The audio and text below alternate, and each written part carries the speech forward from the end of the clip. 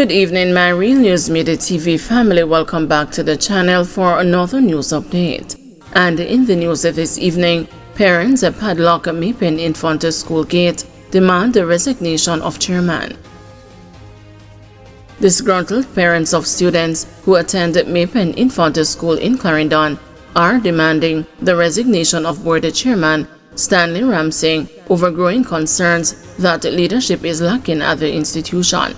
The parents padlocked the school gate Tuesday morning, preventing students and the teachers from gaining access.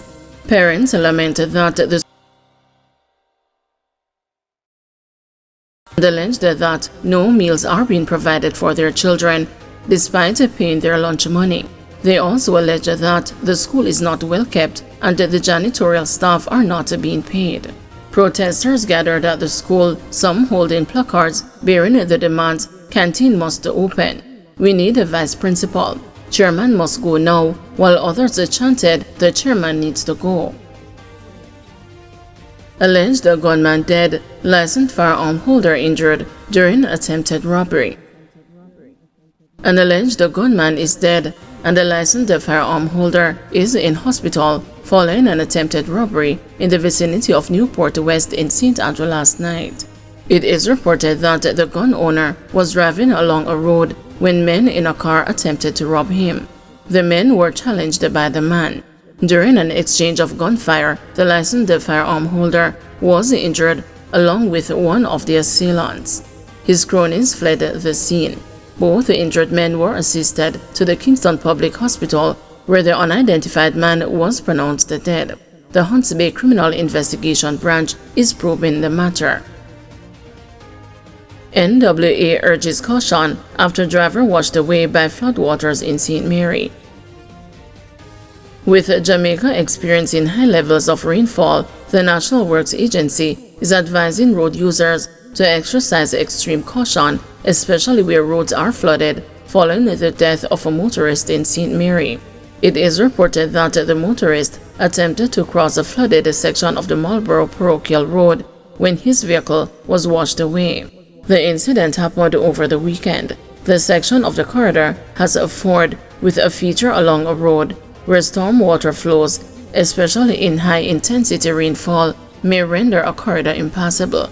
Manager Communication and Customer Services at the NWA, Stephen Shaw, says that there are several fords across the island and that road users should be particularly careful when traveling across them. These are on both the main and parochial roads, the NWA noted. The eastern parishes of St. Mary, Portland, St. Thomas, and St. Andrew account for the largest percentage of fords on the island, it added. Shaw says with increased rainfall in the forecast for all parishes over the next few days, road users in these parishes should ensure their safety in traversing any corridor with a ford. He says that the government has a plan to reduce the numbers of fords across the island through the construction of bridges. However, this process will take some time. There are over 50 fords across the island. 2 men shot, 1 fatally in St. Andrew attack. 2 men were shot, 1 fatally on Berwick Road in St. Andrew last night. The deceased has been identified as 51-year-old Mark Forrester, otherwise called Hooker, of a Berwick Road address. The injured man, a 48-year-old Spanish Town resident, is in hospital. Reports are that around 10:20 p.m., explosions were heard along the roadway and the police were summoned. They were assisted to the Kingston Public Hospital, where Forrester was pronounced dead. No motive has been established in the incident. The incident is being probed by the Hunts Bay Criminal Investigation Branch. Security guard gets 18 years in prison for killing mentally ill man in St. Elizabeth. Sean Cole, the security guard who was convicted of the fatal shooting of a 38-year-old mentally ill man in Junction, St. Elizabeth in 2017, was on Monday sentenced to 18 years imprisonment before the Home Circuit Court. The sentence comes 3 months after Cole was found guilty by a 7-member jury in the St. Elizabeth Circuit Court for the murder of Haley Clucken. Cole's bail was extended following his July 30 conviction, and the case transferred to Kingston, after sittings of the Home Circuit Court ended in St. Elizabeth. Mr. Clocken was fatally shot after he climbed atop a guardsman armored vehicle in Cheapside on June 23, 2017. High Command extends sympathy after men mowed down during copper chase. The Jamaica Constabulary Force has sent out a release extending sympathies to the family and the friends of Jai Morrison, a 19-year-old resident of Guava Road who tragically lost his life following a motor vehicle incident on Woodpecker Avenue near Klinkling Avenue on Saturday, October 26. The High Command also extended thoughts to the other 18-year-old victim and the police officers who also sustained injuries in the same incident, wishing them a prompt and full recovery. Preliminary reports indicated that officers from the St. Andrews South were on patrol in the Coburn Garden area when they observed a motorcycle carrying a pillion passenger behaving suspiciously. The officers signaled the motorcycle to stop using flashing lights, sirens, and horns, the release from the police high command stated. When the rider did not comply, a pursuit ensued along Woodpecker Avenue. During the pursuit, the rider reportedly lost the control of the motorcycle, leading to the collision. The police vehicle then collided with a wall while attempting to avoid the motorcycle.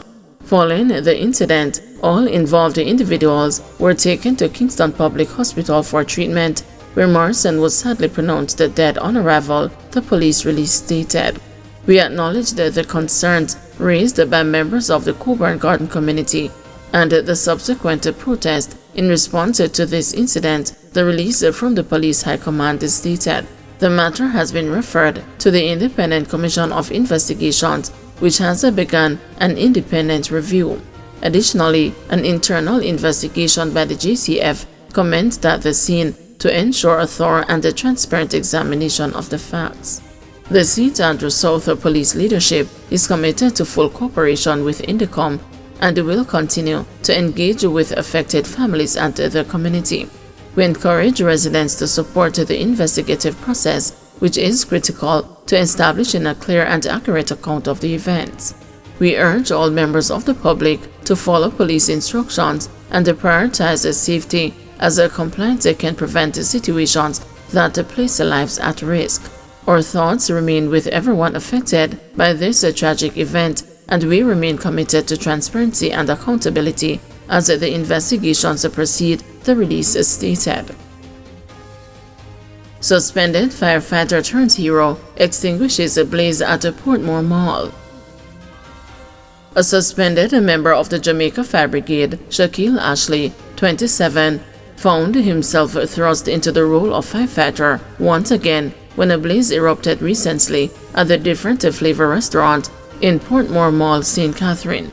The incident unfolded around 11 a.m. when a fire broke out at the restaurant and quickly spread to the roof. Ashley, who was in the mall with his mother to conduct business, sprang into action upon hearing the alarm.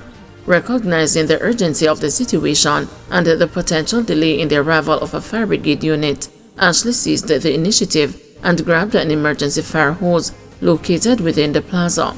He then proceeded to battle the flames. I'm still a fireman, although I am suspended. I could not have seen a fire like this and did not do anything about it. It is in my blood, Ashley explained. The fire brigade unit eventually arrived at the scene, but by then, Ashley had already successfully extinguished the blaze. His timely intervention prevented the fire from causing significant damage to the mall and potentially endangering lives. Ashley's firefighting effort occurred while he was suspended from his duties due to a 2019 conviction for possession of a knife. The conviction, which is currently under appeal, stemmed from an incident where Ashley was arrested while carrying a knife to work. Thank you everyone for watching. See you tomorrow morning at 6 a.m. for another news update.